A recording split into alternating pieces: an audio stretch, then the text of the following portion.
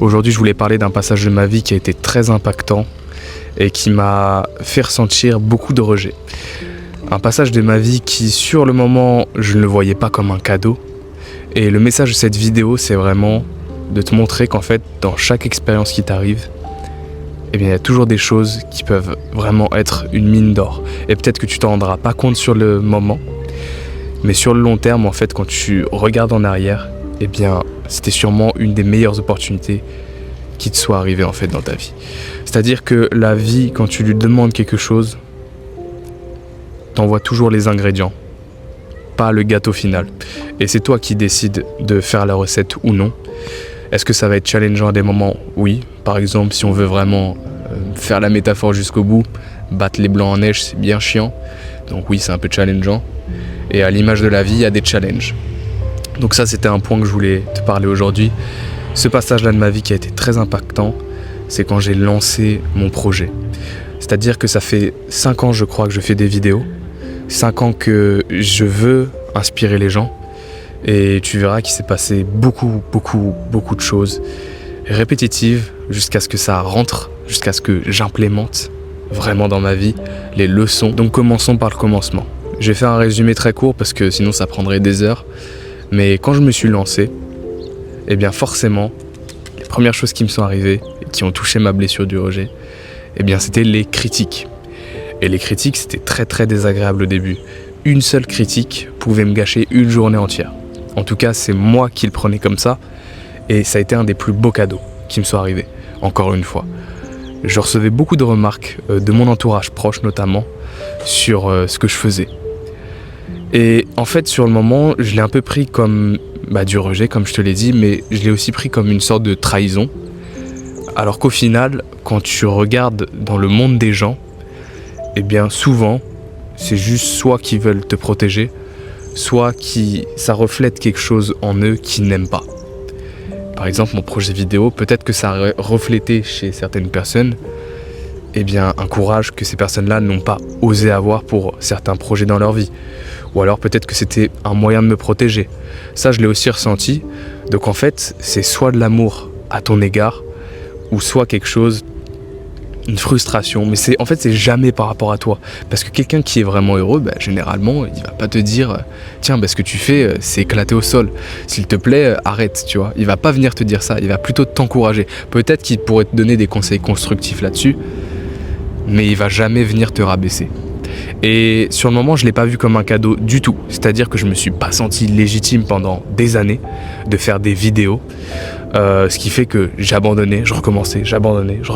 Et donc du coup, au niveau de mon estime pour moi-même et de ma confiance envers moi-même, eh bien, ça avait fait une énorme chute. Déjà qu'à l'époque, c'était pas forcément très glorieux, tu vois.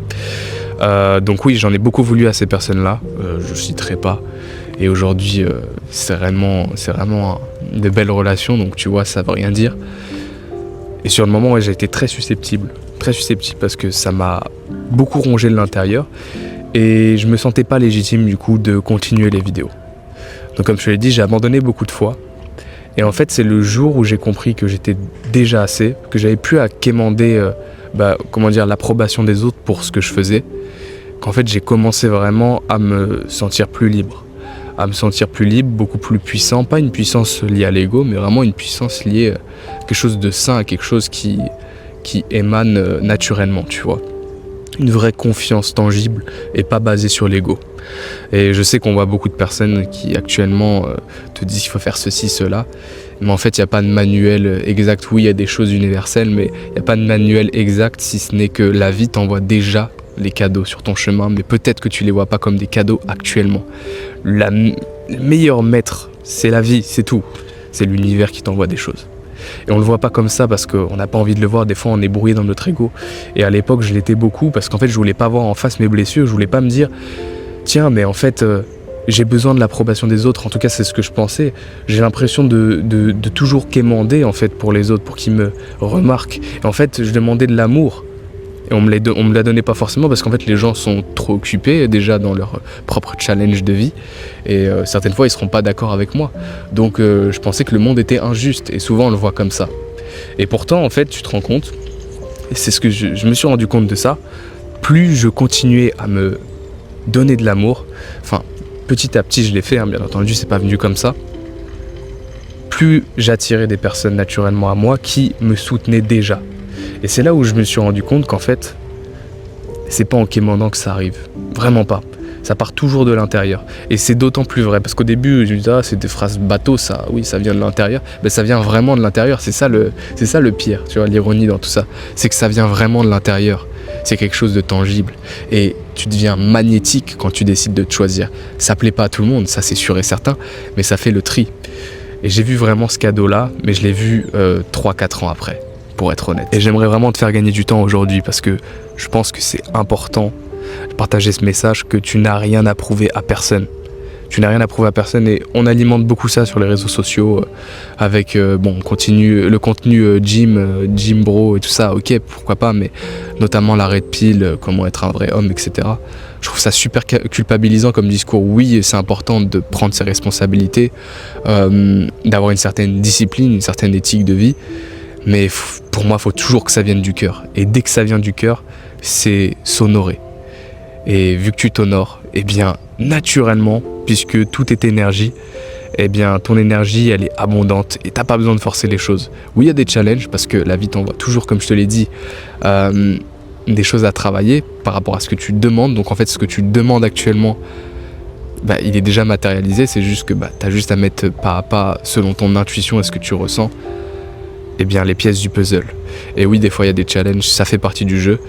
Mais tu n'es pas la risée du monde. Tout va bien. C'est même de l'amour qu'on t'envoie sous forme de challenge, effectivement. En fait, c'est un petit peu comme un père qui challengerait son fils, tu vois. Il le fait par amour, et le fils s'en rend pas compte, mais lui, il sait que c'est important, tu vois, pour bien se tenir, etc. Bref, je vais pas te passer des exemples là-dessus, mais c'est quelque chose qui est important à comprendre. C'est que oui, les challenges, c'est important de passer à travers, tu vois, d'avoir cette certaine souveraineté, mais ton rapport au challenge, des fois, il est peut-être un petit peu dans l'ego. Peut-être que tu te dis, ouais, c'est difficile, c'est comme ça que ça doit être. Pas forcément.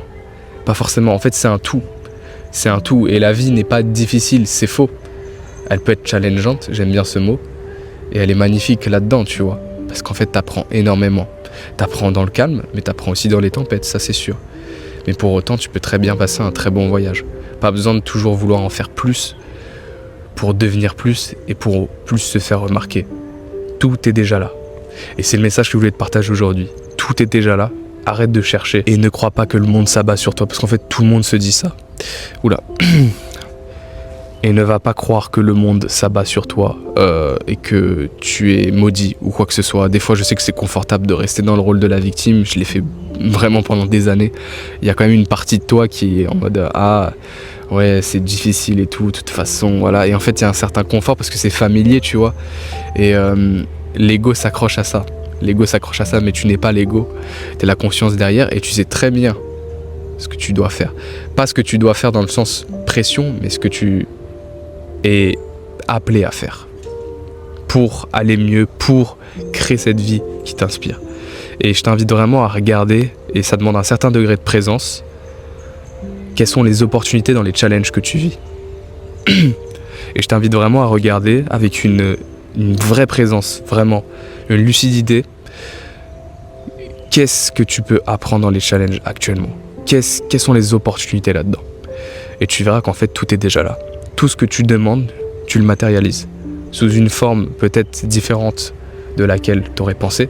C'est pour ça qu'il ne faut jamais penser au comment, parce qu'en fait, tu auras toujours des challenges. Par exemple, si moi je voulais faire des vidéos, tu vois, à l'époque, eh bien, ce qu'on m'a envoyé, c'est vraiment des opportunités de m'affirmer. Et les opportunités de s'affirmer, c'était beaucoup de fois des challenges où en fait je m'en prenais plein la tronche et je devais affirmer mes idées.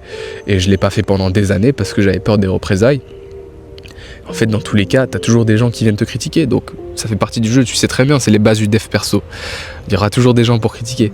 Bon, ça c'est dans mon cas là, toi ça peut être d'autres challenges, mais on m'a envoyé ça sur mon chemin. Et ça a été une des meilleures opportunités. Et sur le moment, il y a eu beaucoup de résistance, parce que je voulais être accepté, En fait, le jour où tu t'acceptes, c'est complètement fou ce qui se passe.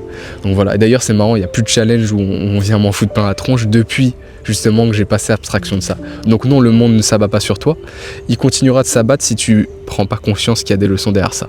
C'est tout. Les choses se répètent. Tant que tu demandes la même chose, mais que tu n'es pas prêt à, passer à travers de certaines épreuves, eh bien, ne t'attends pas à avoir des résultats différents.